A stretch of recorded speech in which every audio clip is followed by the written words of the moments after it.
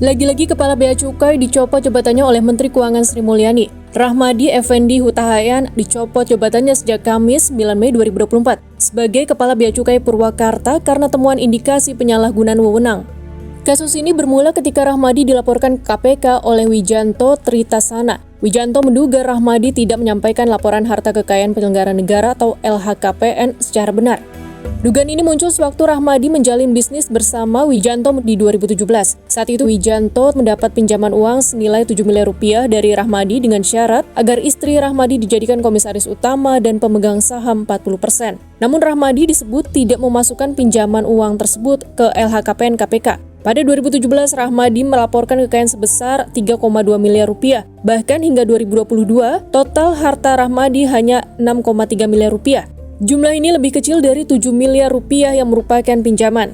Atas laporan tersebut, Direktorat Jenderal Bea dan Cukai atau DJBC melakukan pemeriksaan secara internal terhadap Rahmadi. Dari hasil pemeriksaan internal, setidaknya didapati ada indikasi benturan kepentingan dan kemungkinan penyalahgunaan wewenang. Atas hasil pemeriksaan ini, Rahmadi dicopot dari jabatannya.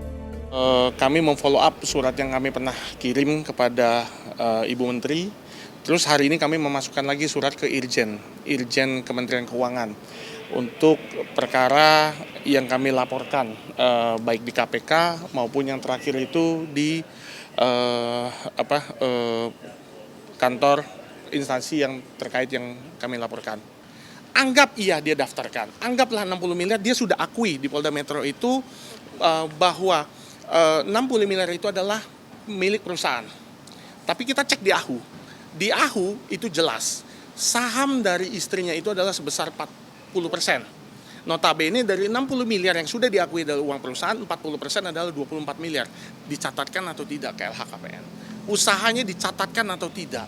Apalagi ini perusahaan pupuk yang ada ekspor impor. Sebelumnya ramai di publik kasus Kepala Bea Cukai Yogyakarta Eko Darmanto yang dicopot jabatannya pada Maret 2023. Pencopotan saat itu karena diduga pamerkan gaya hidup mewah melalui akun Instagramnya @ekodarmantobc. Eko Darmanto diketahui menjabat sebagai Kepala Kantor Bea Cukai Yogyakarta sejak 25 April 2022.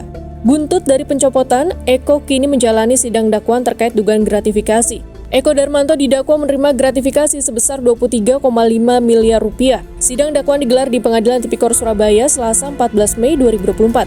Jaksa KPK Eko Wahyu Praitno menyebut Eko Darmanto didakwa menerima gratifikasi dari belasan orang berbeda yang bersangkutan dengan keperluan jabatannya. Eko juga didakwa melanggar pasal 3 Undang-Undang RI nomor 8 tahun 2010 tentang pencegahan dan pemberantasan tindak pidana pencucian uang, junto pasal 64 ayat 1 KUHP. Pencopotan pejabat-pejabat Kepala Bea Cukai tersebut menambah sorotan publik ke institusi pemungut cukai negara belakangan. Hal ini tak lepas dari sejumlah keluhan warga terhadap kinerja lembaga bea cukai yang kemudian viral di media sosial. Mulai dari rusaknya kemasan kiriman barang dari luar negeri hingga tagihan cukai pada bantuan hibah.